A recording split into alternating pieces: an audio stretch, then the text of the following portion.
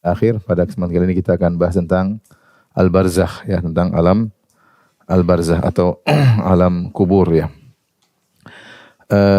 Barzakh secara bahasa artinya adalah perantara ya. Perantara secara bahasa. Oleh karenanya Allah berfirman dalam Al-Qur'an, "Bainahuma barzakhun la yabghiyan" ya, bahwasanya di antara kedua lautan tersebut ada batasan. Barzakh artinya batasan. Demikian juga Allah berfirman, "Wa mi waraihim barzakhun ila yaumi yub'atsun." Di hadapan mereka ada barzakh, yaitu ada penghalang sampai mereka dibangkitkan, yaitu alam barzakh. Kenapa disebut barzakh? Karena dia adalah alam perantara antara alam dunia dengan alam hari akhirat, yaitu atau alam hari kiamat ya. Maka jika seorang meninggal dunia, dia masuk dalam alam tersebut. Dia masuk dalam alam tersebut, setelah meninggalkan alam dunia, masuk dalam alam barzakh, menunggu sampai ditegakkan hari kiamat. Ya, alam di antara alam dunia dan alam hari kebangkitan disebut dengan alam barzakh. Hanya saja banyak dalam dalil disebut dengan alam kubur. Kenapa disebut dengan alam kubur? Ditinjau dari kebanyakan orang kalau meninggal dikubur. Makanya disebut dengan alam kubur. Padahal seandainya pun tidak dikubur, dia akan masuk dalam alam barzakh, alam perantara tersebut ya. Sebagai contoh, Fir'aun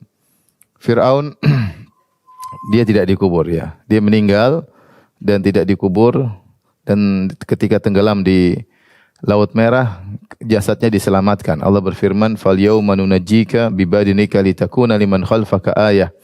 Maka pada hari ini kami selamatkan jasadmu supaya menjadi pelajaran bagi orang-orang setelahmu ya.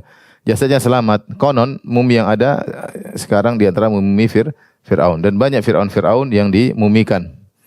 Ya, jasadnya tidak dikubur. Akan tapi meskipun tidak dikubur, mereka Fir'aun dan bala tentaranya sudah masuk dalam namanya alam barzakh, alam barzakh.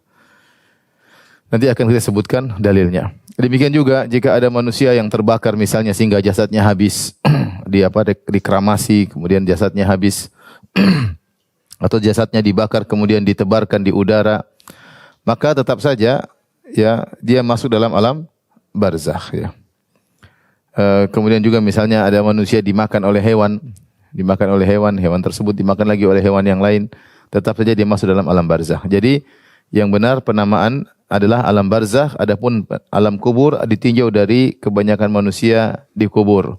Namun jika seorang tidak dikubur, tetap saja dia masuk dalam alam barzakh.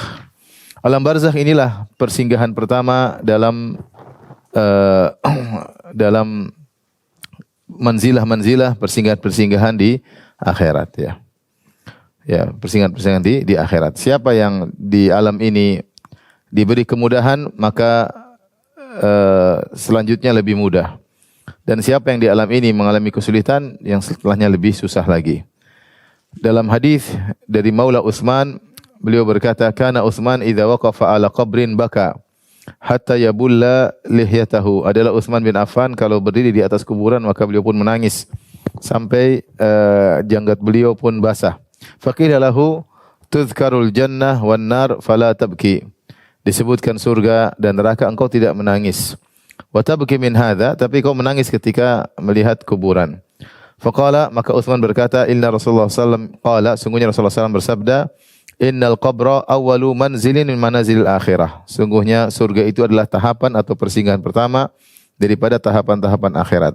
Fa in naja minhu fama ba'dahu aisar minhu. Siapa yang jika selamat dari persinggahan ini, tahapan berikutnya lebih mudah. Wa illam yanju minhu fama ba'dahu asyad. Siapa yang tidak selamat dari tahapan ini, maka tahapan berikutnya lebih sulit. Ya. Qala Rasulullah sallallahu alaihi wasallam, Rasulullah sallallahu pernah bersabda, "Ma ra'aitu manzaran qat illa al-qabr afdha minhu." Aku tidak pernah melihat suatu pemandangan yang lebih mengerikan daripada kuburan. Inilah persinggahan yang kita semua akan menyinggahinya ya. Kita akan sampai pada tahapan tersebut. Makanya Allah berfirman dalam Al-Qur'an, "Alhaakumut takatsur hatta zurtumul maqabir." Kata Allah, kalian telah terlalaikan dengan sikap berbanyak-banyakan harta, berbanyak-banyakan jabatan dan yang lainnya, kalian tidak akan berhenti hatta zurtumul maqabir, sampai kalian ziarah kubur. Maksudnya ziarah kubur itu kalian menempati kuburan, yaitu masuk dalam kuburan. Maksudnya sampai kalian di kubur. Tapi Allah menamakan seorang di kubur dengan ziarah sebagai isyarat dia akan pergi meninggalkan kuburan menuju pada tahapan berikutnya. Sehingga keberadaan seorang di kuburan disebut dalam Al-Qur'an hatta zurtumul maqabir, sampai kalian ziarah dalam kubur. Maksudnya kalian masuk dalam kuburan dalam waktu tertentu, yaitu alam barzah, kemudian kalian beranjak pada tahapan berikutnya. Oleh karenanya, itulah nasihat yang paling mengena dari Allah Subhanahu wa taala untuk kita semua. Alhaakumut takatsur, kalian telah terlalaikan dengan sikap berbanyak-banyakan. Apa yang kita miliki belum merasa cukup sehingga kita berlomba lagi berbanyak-banyakan. Nanti baru bisa berhenti kalau seorang sudah masuk dalam liang lahat. Makanya kata Nabi sallallahu alaihi wasallam, "Lau kana li ibni Adam wadiyani min dhahab, labtagha thalithan." Seandainya seorang anak Adam diberi 2 lembah berisi emas untuk dia semuanya, sungguh dia akan mencari lembah emas yang ketiga. Wa ma yamla'u ibna Adam jawfahu illa turab, dan dia tidak akan merasa puas sampai mulutnya dipenuhi dengan tanah baru dia berhenti. Dan itulah sifat manusia. Maka kita hendaknya ngerem diri kita, jangan terbawa dengan dunia yang akan kita tinggalkan. Sungguhnya ini hanyalah tahapan pertama dari fase-fase kehidupan. Setelah fase janin, kemudian fase kehidupan dunia, kita akan masuk fase berikutnya, fase alam barzah yang bisa jadi sangat berbeda dengan apa yang kita jalani sekarang. Sekarang ini ada orang yang mungkin kaya raya, terkenal, pejabat, begitu dia masuk fase berikutnya ternyata dia paling terhina. Bisa jadi demikian. Ada orang yang mungkin sekarang di fase dunia direndahkan, tidak punya apa-apa, begitu dia masuk dalam fase kehidupan berikutnya yang lebih panjang ternyata dia dimuliakan. Maka seorang berusaha mulia di dunia dan mulia di akhirat, ya. Maka jangan terlalu sibuk menyiapkan prasarana dan segala untuk fase kita. Fase kita tinggalkan. Kita juga harus sibuk untuk menyiapkan untuk kehidupan kita berikutnya, yaitu di fase alam barzah, agar kita mendapatkan nikmat kubur di fase kehidupan berikutnya. Taib, kita akan bicara tentang barzah. Jadi barzah atau alam perantara tadi ada beberapa kejadian. Lihat halaman 54. Ada namanya kegelapan, ya, kegelapan kubur, yang disebut dengan az-zulmah, zulmatul qabr, zulmah. Kemudian yang kedua, himpitan kubur,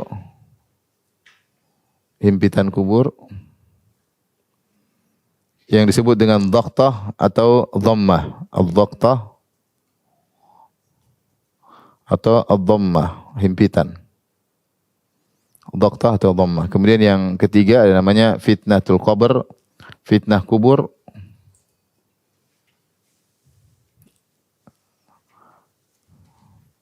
Fitnatul qabr. Kemudian yang terakhir nikmat atau azab kubur. Nikmat atau azab kubur.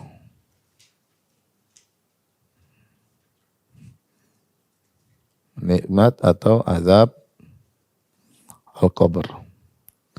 Inilah 3 peristiwa yang mungkin akan kita bahas, yang akan dilewati oleh kita semua, ya. Yang pertama, kegelapan kubur, ya. Dalam satu hadis ada seorang wanita berkulit hitam, dia suka membersihkan masjid, ya. Maka suatu hari Rasulullah SAW tidak melihatnya. Rasulullah masuk masjid, kok tidak menemukan wanita berkulit hitam tersebut yang biasanya dia bersih-bersih masjid. Maka Rasulullah SAW bertanya, kemana wanita tersebut? Maka sahabat berkata, dia sudah meninggal. Maka Rasulullah berkata, afala kuntum adantumuni, kenapa kalian tidak beritahu aku bahwasanya dia sudah meninggal? Faka'annahum sagharu amraha. Maka para sahabat seakan-akan menganggap ini perkara ringan, tidak perlu diberitahu kepada Nabi. Hanyalah tukang bersih-bersih masjid. Enggak usah dikasih tahu Nabi, sudah kita selesaikan sendiri agar Nabi tidak repot. Tapi Nabi tegur, ternyata Nabi tidak memandang remeh wanita berkulit hitam ini. Kenapa? Karena dia ngurus masjid. Kata Rasulullah SAW, afala kuntum adantumuni, kenapa kalian tidak memberitahukan kepadaku? Dulluni ala qabriha, ya, tunjukkan kepadaku mana kuburannya. Maka Rasulullah SAW pun datang ke kuburan. Rasulullah SAW kemudian sholat janazah. Dan boleh seorang kalau sudah terlambat datang, ada yang sudah meninggal, sholat jenazah di atas kuburan. Kita dilarang sholat di kuburan Rasulullah SAW melarang sholat di kuburan kecuali sholat jenazah. Karena sholat jenazah tidak ada ruku, tidak ada sujud. Berbeda dengan sholat biasa. Kalau sholat biasa ada ruku, ada sujud, dikhawatirkan suasananya seakan-akan mengagungkan penghuni kubur. Adapun sholat jenazah tidak mengapa. Sholat jenazah di kuburan karena tidak ada ruku dan tidak ada sujud. Maka Rasulullah SAW pun sholat jenazah di kuburan wanita berkulit hitam tersebut. Kemudian Rasulullah SAW bersabda, Inna hadhil kubura mamlu'atun zulmatan ala ahliha. Sungguhnya kuburan-kuburan ini dipenuhi dengan kegelapan yang menggelapi penghuni kubur tersebut. Wa inna Allaha azza wa jalla yunawwiruha lahum bisolati alaihim. Dan sungguhnya Allah memberi cahaya pada kuburan tersebut untuk para penghuni kubur karena doaku kepada mereka. Doaku untuk mereka. Ini dalil bahwasanya dalam kuburan ada kegelapan ya. Makanya suatu kondisi yang sangat mengerikan ketika kita biasa dalam suatu yang terang, jelas, atau kita masuk dalam suatu alam yang di situ sangat gelap. Maka di antara doa yang Rasulullah SAW ajarkan adalah meminta agar penghuni kubur diberi cahaya. Jadi Rasulullah SAW doakan wanita pembersih masjid tersebut untuk diberikan cahaya oleh Allah kepadanya di alam barzah. Kemudian juga ketika Rasulullah SAW melayat Abu Salamah radhiyallahu anhu ketika meninggal dunia, maka Rasulullah SAW pun mendoakan Abu Salamah sebelum dikubur. Kata Rasulullah SAW, Allahumma ghfir li Abi Salamah. Ya Allah, ampunilah Abu Salamah. Warfa' darajatahu fil mahdiyyin. Dan tinggikanlah derajatnya bersama orang-orang yang mendapatkan petunjuk. Wakhlufhu fi aqibihi fil ghabirin. Jadikanlah penggantinya bagi orang-orang yang ditinggalkannya. Waghfir lahu waghfir lana wa lahu ya rabbal alamin. Ampunilah kami dan ampunilah dia wahai penguasa alam semesta. Wafsah lahu fi qabrih, dan berilah lapangkanlah kuburannya, wa nawwir lahu fih, dan berilah cahaya dalam kuburannya. Maka kalau kita mendoakan orang tua jangan lupa kita bilang ya Allah nawwir lahum fi kuburihim, ya Allah berilah cahaya bagi kuburan orang tua kami, bagi saudara-saudara kami. Wafsah lahum qabrahum, ya Allah lapangkanlah kuburan mereka, karena di alam tersendiri mereka diberi tempat di alam barzah, itu alam tersendiri yang alam tersebut gelap ya. Oleh karenanya di antara kesengsaraan seorang dalam kuburan dia bersendirian dalam kegelapan adalah sesuatu yang tidak mengenakan, Oleh karena para ulama menjelaskan, memberi wasiat kepada kita untuk membiasakan diri bersendirian agar ketika kita di alam barzah kita terbiasa bersendiri. Jadi kita mencari kebahagiaan dengan banyak cara. Kebahagiaan dengan bersama-sama teman, oke. Berkumpul-kumpul. Kebahagiaan dengan sama keluarga, oke. Dan carilah kebahagiaan dengan bersendirian. Latih diri kita bahagia dengan baca Quran sendiri, tidak ada yang tahu. Latih diri kita bahagia dengan sholat malam ketika sendirian. Ketika i'tikaf, latih kebahagiaan dengan baca buku sendiri tanpa ada yang bersama kita. Maka di sana ada ibadah-ibadah yang melatih seorang untuk berkhalwat, sebagaimana Ibnu Qayyim jelaskan, seperti sholat malam, seperti i'tikaf, ya. Jadi kita biasakan diri kita untuk bahagia dalam kesendirian. Jangan tergantung dengan orang. Seorang yang bisa bahagia sendiri, dia bersama Allah, maka itu kelezatan tersendiri. Dia tidak butuh terlalu banyak berinteraksi dengan banyak orang, karena dia sudah bisa meraih kebahagiaan dalam kesendiriannya. Kenapa? Nanti kita di kuburan sendiri dalam kegelapan. Ya, dalam kegelapan. Tidak ada yang mau ikut kita dikuburkan bersama. Suami yang katanya cinta mati, hidup semati, ternyata tidak hidup semati, cuma hidup bersama, semati berbeda. Hidup bersama tidak semati. Sehidup semati ternyata cuma sehidup doang, semati tidak, ya. Omong kosong ya. Omong kosong. Jangan percaya. Gombal itu bapak-bapak yang bilang begitu. Apalagi ibu-ibu. Oleh karenanya masing-masing harus siapkan dirinya. Ya, dia akan bersendirian dalam tersebut, anak-anak tidak. Kita sendiri aja kadang-kadang kita merasa keterasingan, merasa gak enak, pengen bertemu orang. Tapi nanti kita akan berlama-lama dalam alam tersebut. Dan ini diantara kejadian yang terjadi dalam alam kubur adalah kegelapan. Yang berikutnya disebut dengan dhamma atau dhaqtah, yang artinya himpitan kubur. Rasulullah SAW bersabda, Inna lil qabri dhaqtatan. Sungguhnya dalam kuburan ada himpitan. Walau kana ahadun najian minha, naja minha Sa'ad bin Mu'adz. Sungguhnya di kuburan itu ada himpitan. Seandainya ada seorang yang selamat darinya, tentu Sa'ad bin Mu'adz akan selamat. Radhiyallahu anhu. Ternyata Sa'ad bin Mu'adz tidak selamat. Siapa Sa'ad bin Mu'adz? Sa'ad bin Mu'adz seorang yang mulia, yang pimpinan kaum Al-Aus. Kita tahu kaum Al-Ansar. Al-Ansar terdiri atas dua suku. Suku Al-Aus dan suku Al-Khazraj. Suku Al-Khazraj dipimpin oleh Sa'ad bin Ubadah. Suku Al-Aus dipimpin oleh Sa'ad bin Mu'adz radhiyallahu taala anhu. Yang dia ketika perang Khandaq terkena panah di tangannya sehingga dia pun meninggal gara-gara panah tersebut yang mengenai tubuhnya. Dia mati syahid.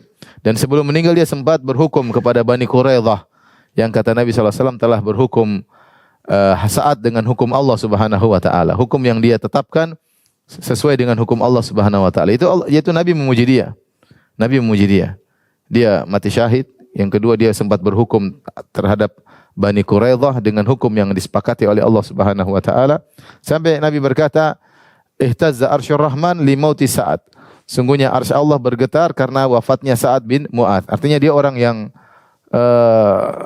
soleh dan bertakwa sehingga arsy Allah bergetar karena wafatnya. Itu pun dia tidak selamat dari himpitan kubur. Nah, himpitan kubur ada dua model. Yang pertama untuk orang beriman. Untuk beriman di antaranya menimpa Sa'ad. Menimpa Sa'ad bin Mu'adz radhiyallahu ta'ala anhu. Yang kedua untuk orang kafir.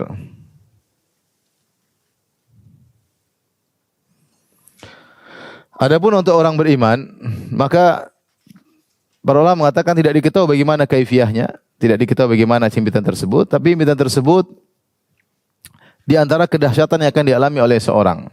Dan ini mengurangi dosa-dosa, ya. Ini mengurangi dosa-dosa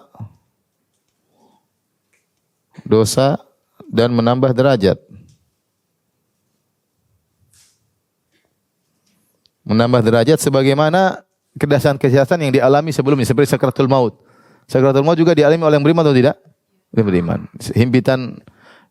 Himpitan kubur, kemudian fitnah kubur, ya. Kemudian ketika dibangkit dalam kondisi mengerikan. Ini semua kedahsyatan disebut dengan ahwal.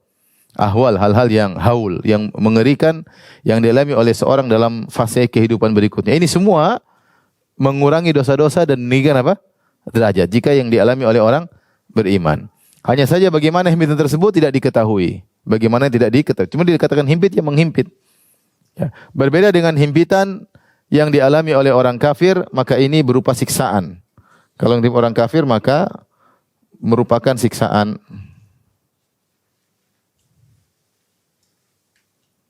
Hingga tulang rusuknya saling masuk.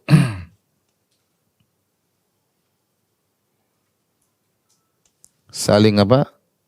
Apa bahasa Indonesia? Saling apa? Saling masuklah. Bagi orang kafir ada juga himpitan.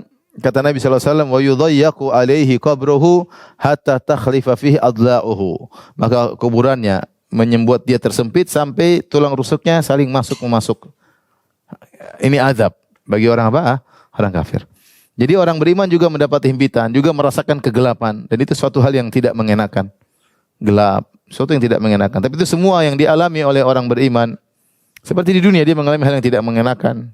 Itu bukan siksaan tapi hal yang tidak mengenakan, dan itu mengangkat derajatnya, mengurangi dosa-dosanya. Demikian juga ketika di alam barzah, kegelapan, himpitan, tapi tidak sebagaimana orang kafir. Kalau orang kafir himpitannya siksaan sampai membuat tulang rusuknya saling masuk di antara tulang-tulangnya tersebut. Baik, ini semua akan kita alami karena iman kita masih jauh dibanding Sa'ad bin Mu'adz. Ya, Sa'ad bin Mu'adz radhiyallahu anhu saja mengalami himpitan, apalagi model-model seperti kita ini yang selalu pegang HP.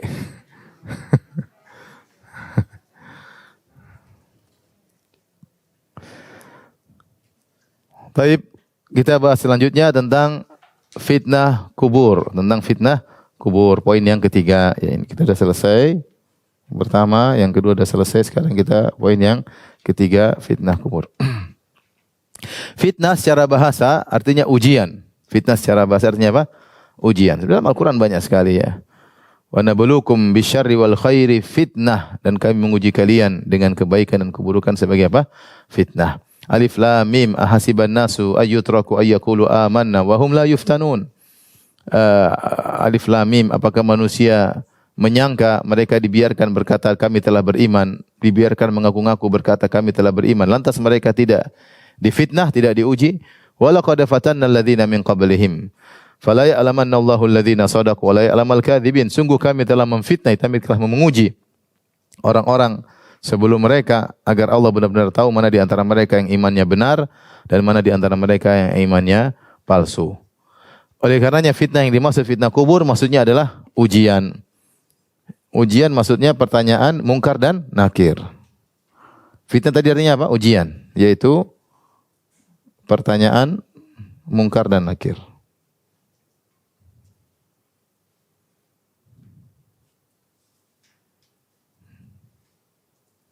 Mungkar dan nakir ya.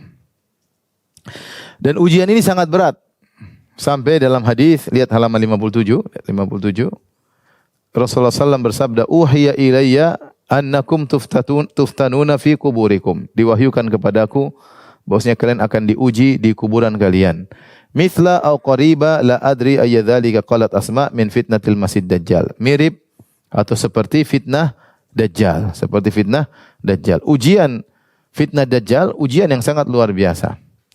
Oleh karenanya di zaman itu ketika menjelang hari kiamat, ketika Dajjal muncul, banyak orang terfitnah, terutama para wanita. Sampai Rasulullah mengatakan, jika kalian mendapati zaman tersebut, tahan perempuan-perempuan kalian. Maka berusaha istri jangan keluar rumah, anak-anak perempuan, karena mereka yang mudah terbawa hati mereka, baper, dan Dajjal luar biasa ya.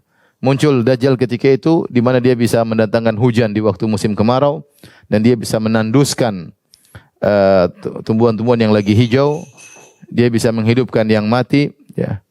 Kemudian dia bisa mematikan yang hidup, kemudian dia bisa membawa harta yang begitu banyak. Sambil dia berjalan maka ada sungai dan ada api di samping kanan kiri dia, ya. Kesaktian yang luar biasa. Kalau dia datang suatu kampung, maka hewan-hewan yang tadinya kurus menjadi gemuk. Kalau dia datang suatu kampung ada hewan-hewan yang gemuk, mereka tidak percaya sama dia, maka hewan tersebut menjadi kurus, kering. Orang yang melihat seperti itu bagaimana tidak ikut? Zaman sekarang aja ada yang bilang bisa bikin duit. Banyak yang percaya atau tidak? Banyak. Bahkan ada doktor, profesor percaya. Ada yang bikin apa? Duit ya. Kalau bisa bikin duit ya repot ya. Dulu ada seorang dari suatu negeri, dari Sudan, dia cerita, datang kepada salah seorang teman di Saudi. Dia bilang, kalian tidak ada wali di antara kalian. Di tempat kami banyak wali. Sampai di tempat kami ada wali yang bisa bikin uang. Terus kata teman yang di Arab Saudi, terus ngapain kerja di sini? Kalau bisa bikin apa? Bisa bikin uang. Nanti perusahaan percetakan uang bisa tutup. Jadi intinya Dajjal ini sangat sakti. Kita sekarang ada orang bisa bikin uang aja pada percaya ya. Bisa bikin uang percaya. Bagaimana kalau muncul orang yang sakti seperti apa? Dajjal. Yang sangat terbawa adalah para wanita. Saya nggak tahu medsos zaman seperti itu nanti seperti apa. Mudah terprovokasi, pengen keluar, pengen ketemu Dajjal, pengen jadi pengikutnya. Maka Rasulullah suruh ikat mereka. Artinya fitnahnya luar biasa. Fitnahnya luar biasa. Sekarang aja kalau orang bisa terbang, mungkin orang diimani. Dukun aja banyak yang percaya. Apalagi kalau ini bisa nyembuhin sedikit, orang sudah bisa percaya. Apalagi seperti Dajjal. Ini menunjukkan bahwasanya fitnah tersebut, yang kata Nabi SAW, fitnah kubur, seperti fitnah Dajjal, merupakan dahsyat sekali fitnah tersebut.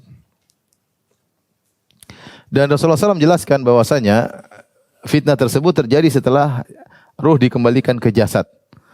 Dalam hadis Al-Bara' bin Azib yang telah lalu, Rasulullah SAW berkata, "Fatu'adu ruhu fi jasadihi."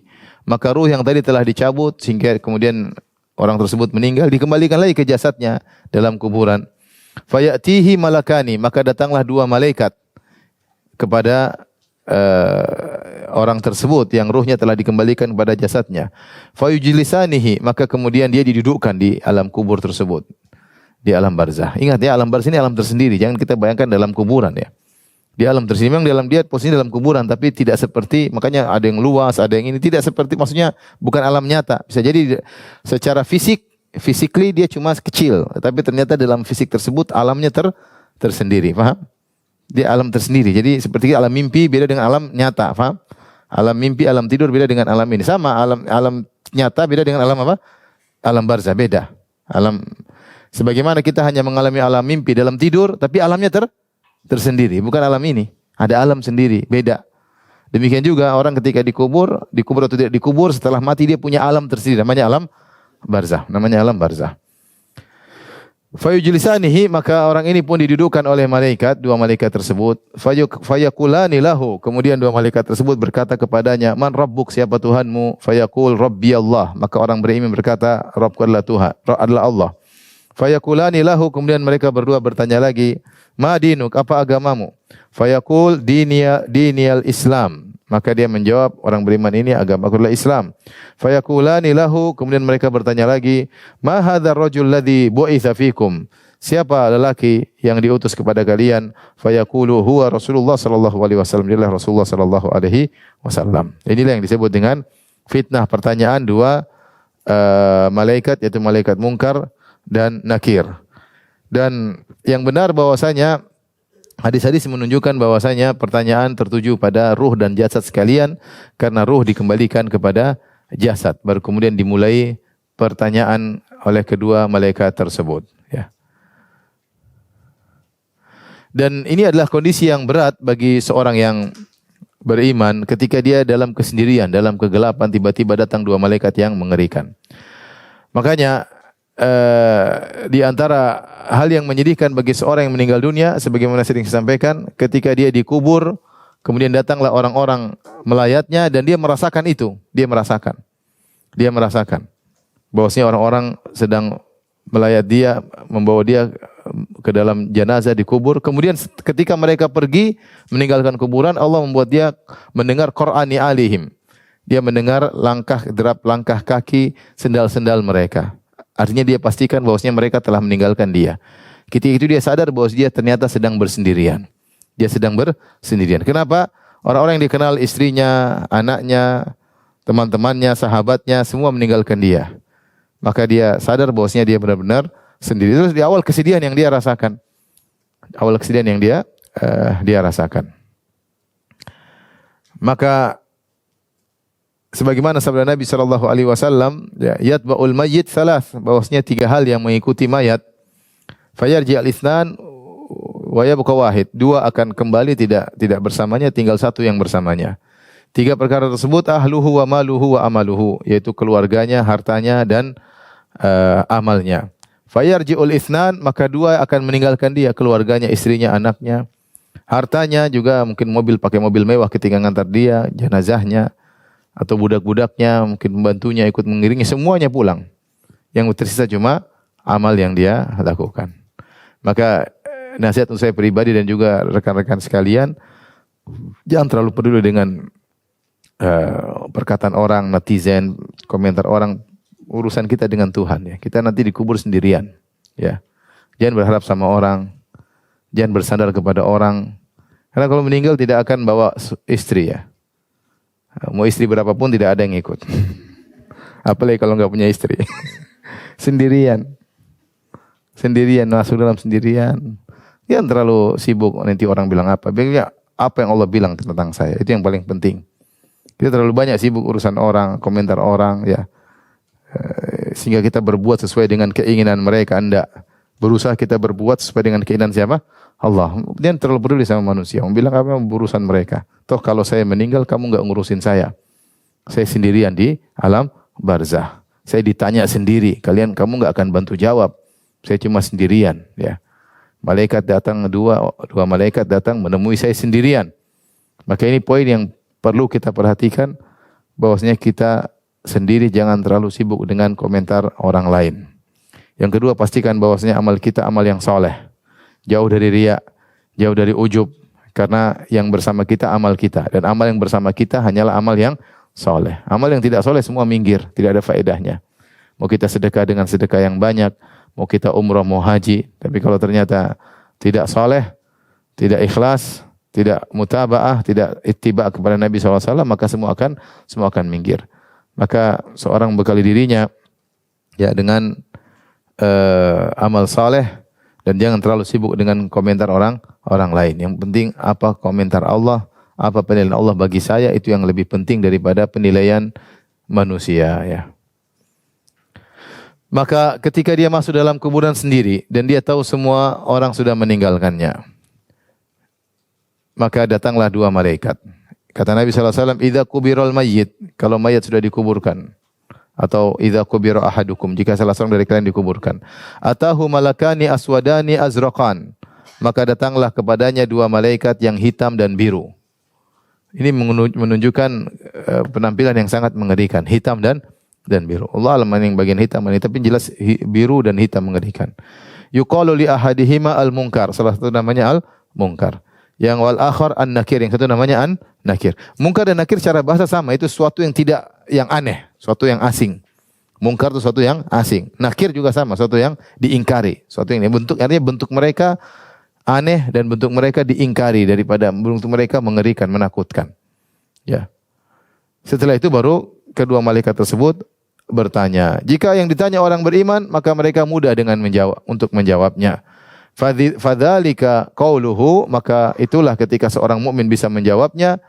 Allah berfirman, yusabbitullahu alladhina amanu bil qauli tsabit.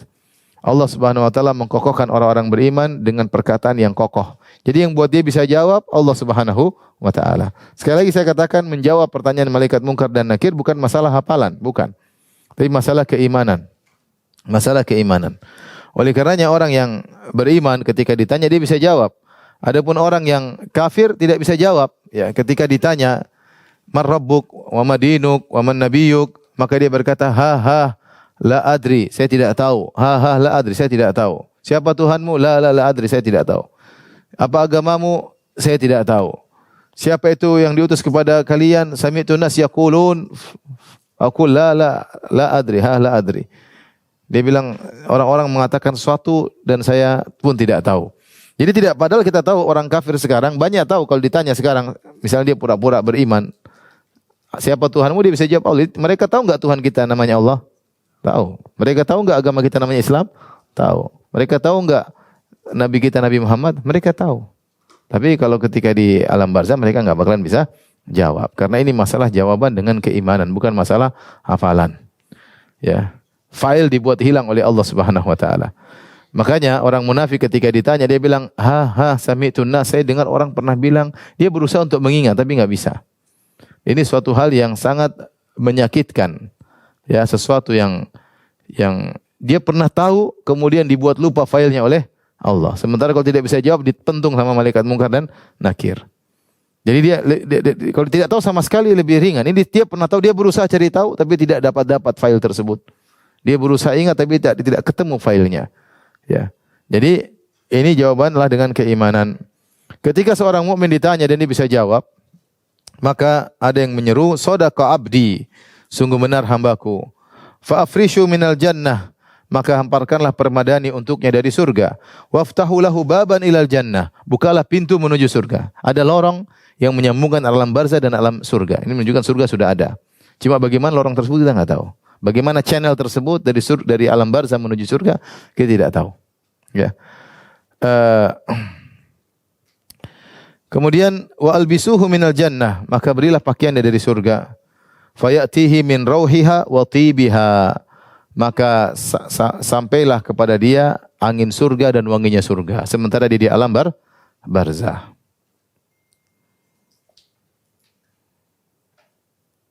Dalam riwayat yang lain diperlihatkan juga kepadanya tempatnya di neraka. Itulah tempatmu di neraka. Seandainya kau dulu tidak beriman, kau akan kaplingmu di sana. Jadi ikhwan dan akhwat, ibu dan bapak yang rahmatillah subhanahu wa ta'ala, ini dalil bahwasanya surga dan neraka sudah ada ya. Karena sebagian orang-orang Mu'tazilah menolak. Mereka mengatakan surga dan neraka sudah ada. Apa fungsinya? Fungsinya banyak. Di antara fungsinya ini, bahwasanya orang yang di alam barzah, jika dia orang beriman, maka dia mendapati angin yang sejuk dan juga wangi surga sampai kepadanya, meskipun dia di alam yang lain, di alam barzah. Urusan Allah Subhanahu wa taala begini, buat kanal yang bisa sampai ke sana. Lorong bagaimana urusan Tuhan ya. Maka setelah dia ditanya, maka datang amal soleh kepada mayat tersebut dalam bentuk seorang laki yang rupawan, berpakaian indah, beraroma wangi, untuk menemaninya. Maka dengan penuh heran mayat tersebut bertanya kepada lelaki itu, "Man anta fawajhukal wajhu yaji'u bil khair." Siapa engkau? Wajahmu mengisyaratkan kebaikan, mendatangkan kebaikan. Fayaqulu ana amaluka saleh. Aku adalah amal solehmu. Aku adalah amal solehmu. Maka ini amal soleh menemani dia, buat dia bahagia ya, sebagaimana dia biasa berteman dengan amal soleh ketika di dunia. Maka al jaza' min jinsil amal, balasan sesuai dengan perbuatan. Amal soleh tersebut akan menemaninya di surga, di alam barzah. Maka setelah itu datanglah nikmat, rahmat dan karunia Allah kepadanya. Kuburannya pun menjadi lapang, kemudian diberi cahaya oleh Allah Subhanahu wa taala, bahkan kuburannya luas seluas mata memandang. Saya ingatkan ya, jangan dibayangkan dalam tanah ya. Ini alam tersendiri.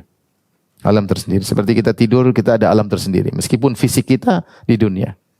Meskipun fisik kita secara fisikly kita di dunia, tapi alamnya alam tersendiri. Maka dibuatlah kuburannya seperti seluas mata memandang.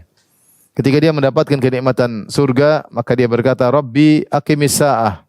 Ya Allah, segera tegakkanlah hari kiamat.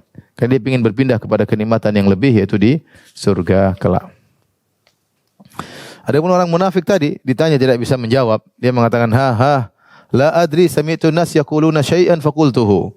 Ketika ditanya, siapa orang yang diutus kepada kalian? Orang munafik berkata, saya tidak tahu. Saya mendengar orang-orang menyebutkan sesuatu dan saya ikut-ikutan menyebutnya. Tapi dia tidak tahu sesuatu tersebut tidak bisa dia utarakan. Dia tidak bisa ucapkan. Padahal orang munafik kenal Nabi atau tidak? Kenal. Apalagi orang munafik di zaman Nabi. Mereka sholat bersama Nabi, mereka berjihad bersama Nabi, mereka tinggal sekampung dengan Nabi. Tapi ketika ditanya, file mereka hilang. File mereka hilang. Dia bilang ada, saya orang-orang bilang sesuatu, saya ikut-ikutan. Tapi dia nggak bisa jawab. Maka akhirnya dia dihantam. Kata Nabi SAW, "Tsumma yudrabu bimitraqatin min hadidin, dharbatan baina udhunaihi." Maka dia dihantam dengan sebuah palu terbuat dari besi di antara kedua telinganya, itu di kepalanya. Fayasihu sayhatan yasma'uha man yalihi ila thaqalain.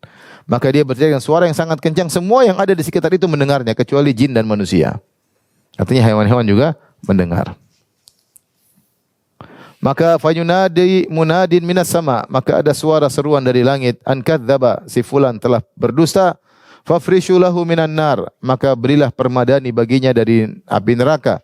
Waftahu lahu baban ilan nar, bukalah pintunya, kanalnya dari alam barzah ke alam neraka jahanam. Fayatihi min harriha wa samumiha, maka datanglah panasnya dan angin yang panas dari neraka tersebut mengenainya. Wa yudayyaqu alaihi qabruhu hatta takhtalifa fi adla'uhu, maka disempitkanlah kuburannya sampai tulang rusuknya saling masuk di antara satu dengan yang lainnya. Wa yatihi rajulun qabihul wajhi, kemudian datang kepadanya seorang yang wajahnya garang, tidak baik, qabihul siyab, pakaian yang tidak baik, muntinur rih, baunya sangat busuk. Fa yaqulu abshir billadzi yasu'uka, orang ini yang berbau busuk berkata kepadanya, selamat dengan perkara yang akan tidak menyenangkanmu. Hadza yaumuka alladzi kunta tu'ad, inilah hari yang pernah dijanjikan kepadamu. Fa yaqulu, dia bertanya, man anta, siapa engkau? Fawajhukal wajhu yaji'u bisyarr, wajahmu mendatangkan keburukan. Fayaqulu ana amalukal khabith, aku adalah amal keburukanmu ketika di dunia. Fayaqulu rabbi la tuqimis saah, maka dia berkata, ya Allah, jangan tegakkan hari kiamat, biarkan aku di sini terus. Ya. Biarkan aku di sini terus. Inilah kondisi yang disebut dengan fitnah kubur. Jadi fitnah kubur itu adalah ujian yang dibangun di atas ujian tersebut, di balik ujian tersebut nikmat atau azab. Siapa yang bisa lolos dari ujian tersebut, dia akan mendapatkan nikmat kubur. Siapa yang tidak lolos, maka dia mendapatkan azab kubur. Taib, lihat halaman 65. Siapakah orang-orang yang selamat dari fitnah kubur? Ada orang-orang yang dikecualikan dari fitnah kubur. Dalam satu hadis Rasulullah SAW pernah ditanya, ya Rasulullah, ma balul mu'minina yuftanuna fi kuburihim illa syahid. "Ya Rasulullah, kenapa orang-orang beriman diuji dalam kuburan mereka kecuali orang yang mati syahid?" Ini menunjukkan orang mati syahid tidak ditanya oleh malaikat mungkar dan nakir. Apa jawaban Nabi SAW? "Kafa bibari qatis suyuf ala ra'sih fitnah."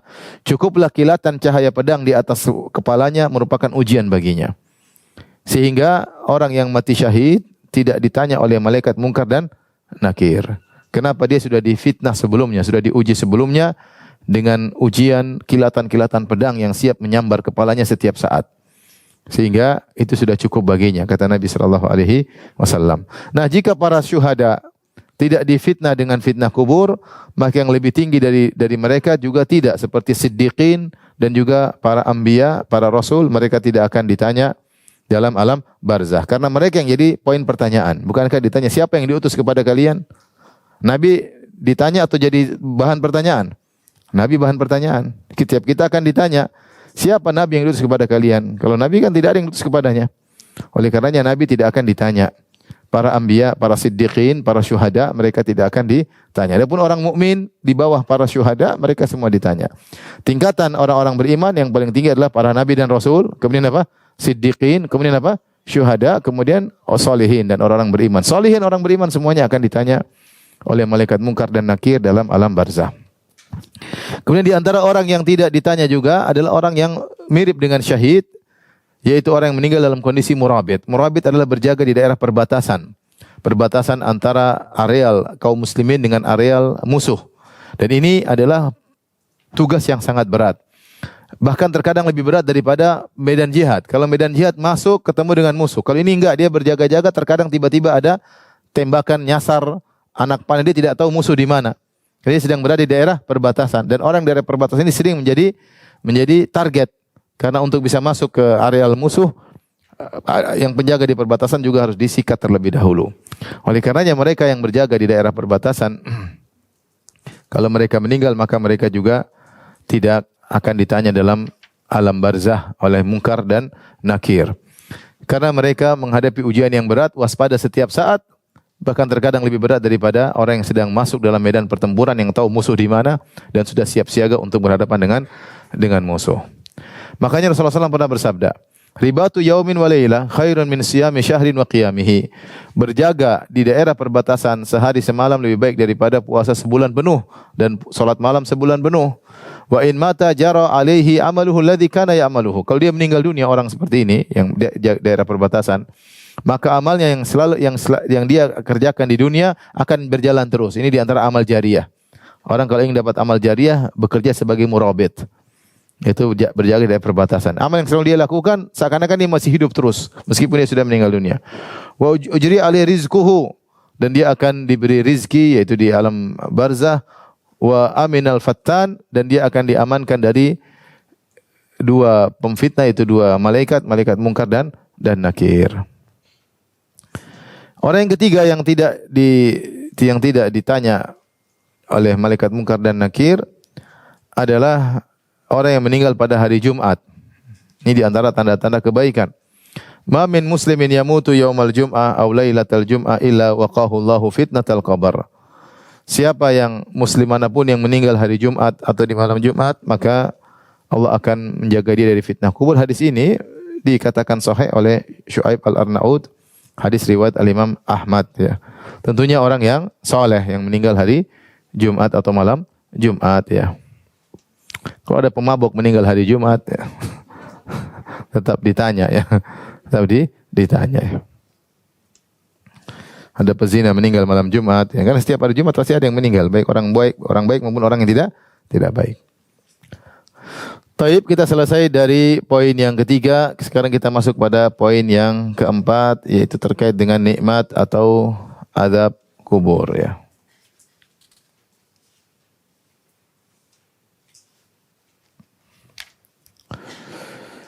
Azab kubur ya, seorang berada dalam kuburan itu suatu penderitaan tersendiri. Seorang berada dalam kuburan itu suatu penderitaan tersendiri. Seperti Rasulullah SAW bersabda tentang orang yang bersafar, as-safaru qit'atun minal azab. Sungguhnya safar itu potongan dari azab, maksudnya potongan dari penderitaan. Bagaimana tidak seorang meninggalkan keluarganya, meninggalkan makanan yang biasa dia makan, meninggalkan minum yang biasa minum, meninggalkan kampung halaman, meninggalkan anak istrinya dalam keterasingan, sehingga tidak enak seorang yang bersafar. Demikian juga seorang dalam kuburan, dia sudah merasakan ketidaknyamanan, dia sendirian, kemudian dia mengalami dhammah atau himpitan, ya. Rasulullah pernah berkata tentang Sa'ad bin Mu'adz, tadi sudah kita singgung dalam hadis yang lain. Kata Rasulullah SAW, hadzal ladzi taharraka lahul arsy, inilah Sa'ad bin Mu'adz yang arsy bergetar karenanya. Wa futihat lahu abwaabus sama, ketika dia meninggal pintu-pintu langit terbuka untuk menyambut rohnya. Wa syahida sab'una alfan minal malaikah, dan 70 malaikat mensaksikannya. Laqad dumma dhammatan, dia sendiri telah didapat merasakan himpitan kuburan. Tsumma furrija anhu, kemudian dilepaskan himpitan tersebut. Keberadaan dalam alam barzah meskipun seorang beriman adalah sesuatu yang tidak mengenakan, tapi berbeda dengan siksaan tersendiri, ya. Siksaan kondisi yang lebih tidak menyenangkan lagi. Adapun dalil tentang siksa kubur maka sangat banyak. Di antaranya dalam Al-Qur'an yang kita bahas, ya. Dalil tentang siksa kubur. Ada dua dari Al-Qur'an maupun hadis as-sunnah atau al-hadis. Adapun dari Al-Qur'an banyak di antaranya dalam surat Ghafir 46, ya. Tentang cerita Firaun, ya, kata Allah Subhanahu wa taala, "An-naru yu'raduna 'alaiha ghuduwan wa 'ashiyya." Neraka mereka dipaparkan, yaitu Firaun dan bala tentaranya, mereka dipaparkan kepada neraka setiap pagi dan setiap petang. Wa yauma taqumus sa'atu adkhilu 'ala fir'auna asyaddal adzab, dan pada hari kiamat kelak masukkanlah Firaun dan bala tentaranya kepada azab yang lebih pedih. Jadi mereka sekarang sudah diazab, tapi dalam alam barzah. Kata Allah, wa yauma taqumus sa'ah, nanti hari kiamat masukkanlah kepada azab yang lebih pedih. Ini sekarang siksaan muqaddimah saja, ya. Baru pendahuluan. Siksaan inti nanti pada hari kiamat kelak. Ini dalil bahwasanya Firaun dan bala tentaranya sedang diazab dalam alam barzah. Demikian juga misalnya dalam surat Nuh ayat 25. Nuh ayat 25 Allah berfirman tentang kaum Nabi Nuh. Kata Allah, "Mimma khati'atihim ughriqu fa udkhilu nara." Karena dosa-dosa mereka maka mereka pun ditenggelamkan. Setelah itu Allah mengatakan fa udkhilu, lantas mereka dimasukkan dalam neraka. Sebenarnya mengatakan lantas karena menggunakan fa itu adalah menunjukkan tertib tanpa ada jeda. Begitu mereka ditenggelamkan, lalu lantas mereka dimasukkan dalam api, maksudnya api di alam barzah. Di alam barzah juga ada api, tapi bukan api neraka, tapi api alam barzah, ya. Jadi kaum Nuh juga sudah disiksa, ya. Sekarang mereka sedang disiksa. Contoh lagi seperti dalam surat Al-An'am 93. Kata Allah Subhanahu wa taala tentang orang-orang kafir yang dicabut nyawanya, kata Allah, wal malaikatu basitu aidihim akhriju anfusakum. Malaikat membentangkan tangannya untuk memukul mereka dan malaikat berkata, keluarlah kalian. Kemudian kata Allah, al yauma tujzauna adzabal huni. Pada hari ini kalian dibalas dengan azab yang menghinakan. Bima kuntum taquluna Allahi ghairal haq. Di sini Allah mengatakan al yauma, pada hari ini. Berarti langsung kalian diazab dengan azab yang menghinakan. Nah, azab tersebut sebelum tegak hari kiamat. Berarti azab di mana? Alam barzah. Dikatakan pada hari ini, berarti mereka langsung diazab. Demikian juga misalnya dalam surat Al-Qamar 38. Kata Allah tentang kaum Nabi Lut. Kata Allah Subhanahu wa taala, "Wa laqad sabbahahum bukratan adzabun mustaqir." Sungguh mereka di waktu pagi hari disiksa dengan siksaan yang terus-menerus. Jadi apa kaum Sodom? Kaum Sodom diangkat oleh malaikat Jibril, kemudian dibalikkan setelah sampai di atas, kemudian dibalikkan, kemudian ditimpa dengan hujan batu yang panas, kemudian mereka mati. Ketika mereka mati, kata Allah, adzabun mustaqir, kalian disiksa dengan azab yang berkesinambungan. Kata para ulama, setelah mereka mati, mereka disiksa dengan azab barzakh yang berkesinambungan sampai hari kiamat. Jadi mereka sekarang sedang diazab. Kaum Sodom dari kaum Nabi Lut sekarang sedang diazab. Karena azab mereka berkesinambungan sampai hari kiamat, ya. Taib, ini di antara dalil-dalil. Contoh lagi dalam hadis-hadis, maka hadis-hadis tentang azab kubur, hadis-hadisnya mutawatir maknawi. Hadisnya sangat banyak.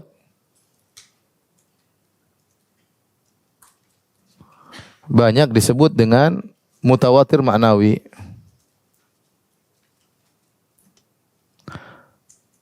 Mutawatir ada dua. Mutawatir ada dua. Mutawatir itu apa? Hadis itu ada dua model secara umum. Hadis ada dua model. Ada namanya hadis ahad, mutawatir. Sederhana, ini sederhana hadis ahad. Hadis ahad itu hadis yang diriwayatkan oleh kurang dari 10 sahabat. Ada hadis diriwayatkan ada 1 sahabat, 2 sahabat, 3 sahabat. Namanya hadis apa? Ahad. Hadis mutawatir kurang lebih yang meriwayatkan 10 apa? Sahabat, ya. Kurang lebih 10 sahabat. Jadi hadis ini disebut mutawatir. Kemudian mutawatir ada dua, ini juga ada dua. Ada yang lafzi secara lafal, ada yang maknawi secara makna. Secara lafal maksudnya 10 sahabat meriwayatkan hadis yang sama, lafal yang sama.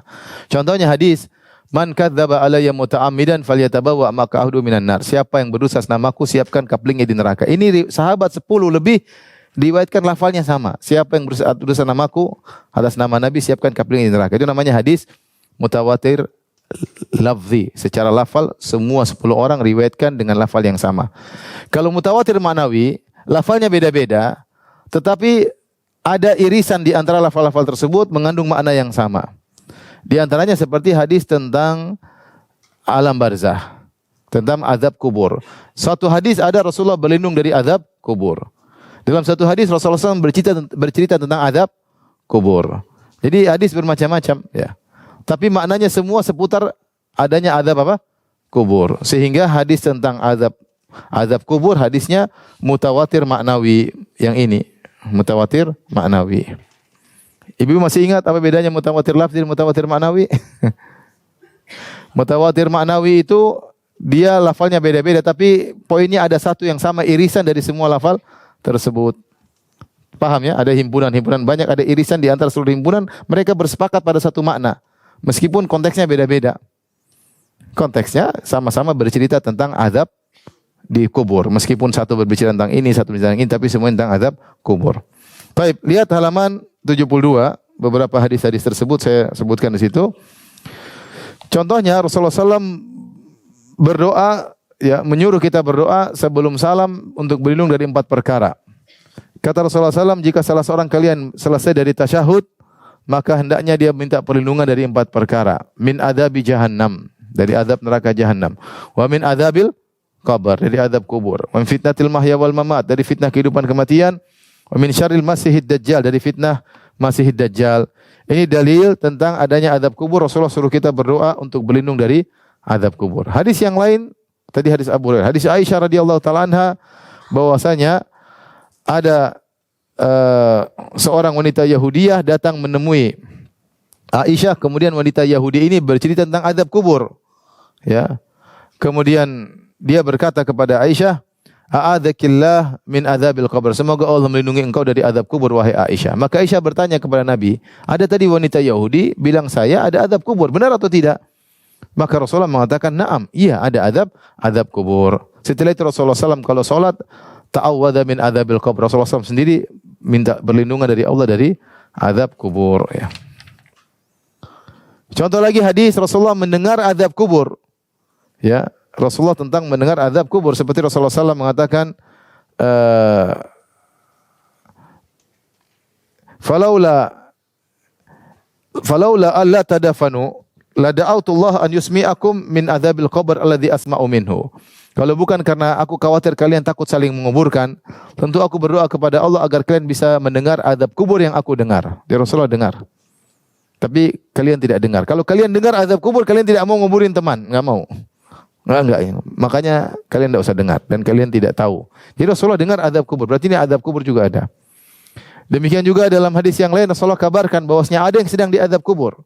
Suatu hari Rasulullah SAW melewati 2 kuburan, kata Rasulullah SAW, innahuma la yu'adzabani. Penghuni 2 kubur ini sedang diadab. Wa ma yu'adzabani fi kabirin, dan mereka berdua diadab bukan karena perkara yang besar, tapi mereka sepelekan. Yang satu kesana kemari namimah, ngadu domba. Yang satu tidak bersih ketika kencing. Taib, ini dalil-dalil tentang azab kubur. Kemudian sebaliknya nikmat kubur juga dalilnya banyak ya. Ini azab kubur. Demikian juga nikmat kubur. Lihat halaman 80. Lihat halaman 80 ya. Nikmat kubur contohnya dalam Al-Qur'an Allah berfirman, "Wala taqulu lima yuqtalu fi sabilillahi amwat." Jangan kalian berkata orang yang mati syahid sudah mati. Bal ahyaun walakin la tash'urun. Mereka sedang hidup yaitu di alam barzah, namun kalian tidak merasakannya. Dan kehidupan mereka dapat nikmat. Kata Allah Subhanahu wa taala dalam ayat berikutnya, ayat surat Al-Imran ya. Kata Allah, "Wala tahsabanna alladziina qutilu fi sabilillahi amwata." Jangan kalian menyangka orang yang mati syahid sudah mati. Bal ahyaun 'inda rabbihim yurzaqun. Mereka hidup dan mereka diberi rizki oleh Allah di sisi Allah. Itu diberi rizki di mana? Di alam apa?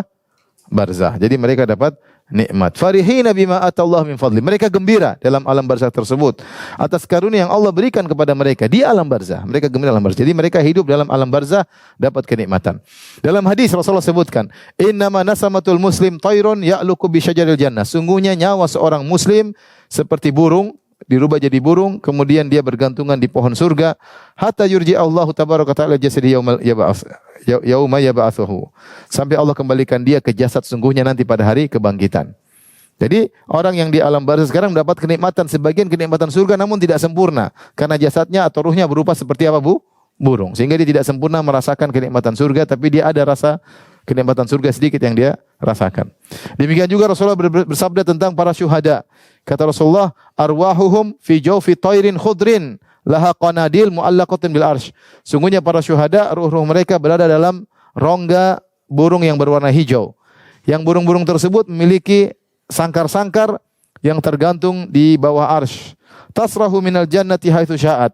Yang burung-burung tersebut berterbangan di surga dimanapun mereka maui, summa ta'wi ila tilkal qanadil, kemudian kembali ke sangkar-sangkar tersebut. Para ulama mengatakan orang yang mati syahid dia telah merelakan raga dia untuk Allah Subhanahu wa taala, maka Allah berikan raga pinjaman di alam barzah untuk bisa menikmati sedikit surga tapi tidak sempurna kenikmatan tersebut. Kapan sempurnanya? Jika raga mereka dikembalikan lagi pada hari kiamat. Ini menunjukkan bahwasanya mereka mendapatkan nikmat di alam barzah ya. Dan sudah kita pernah sampaikan juga hadis tentang orang yang disiksa di alam barzah, seperti Rasulullah melihat ada yang mulutnya dirobek-robek sampai hari kiamat. Kenapa? Dia berdusta, satu dusta, kemudian dusta tersebut tersebar sampai ke seluruh penjuru alam. Dia sengaja berdusta, yang dusta tersebut tersebar penjuru alam, maka dia disiksa, dirobek sini sampai hari kiamat. Kemudian ada wanita pezina, laki pezina disiksa di atas dalam tanur, dipanasin sehingga mereka berteriak-teriak, itu di alam barzah. Ada juga pemakan riba, dia seperti berenang di sebuah sungai yang berisi darah, kemudian setiap dia mau menepi dilempar kepalanya dengan apa? Dengan batu sehingga dia mundur-mundur sampai hari kiamat. Demikian ada orang yang baca Al-Qur'an tapi dia tidak amalkan maka dia disiksa sampai hari kiamat. Jadi inilah Bapak dan Ibu yang dirahmati Allah Subhanahu wa taala tentang beberapa perkara dalam alam barzah. Jadi sudah disebutkan di antaranya ada zulmah, kegelapan, ada himpitan, ada fitnah kubur, dan ada nikmat dan azab kubur. Semoga Allah melindungi kita dari azab kubur. Tidak tahu. Tanya sama dia. Tapi demikian saja. Subhanakallah bihamdik. Asyhadu an la ilaha illa anta astaghfiruka wa atubu ilaik. Assalamualaikum warahmatullahi wabarakatuh.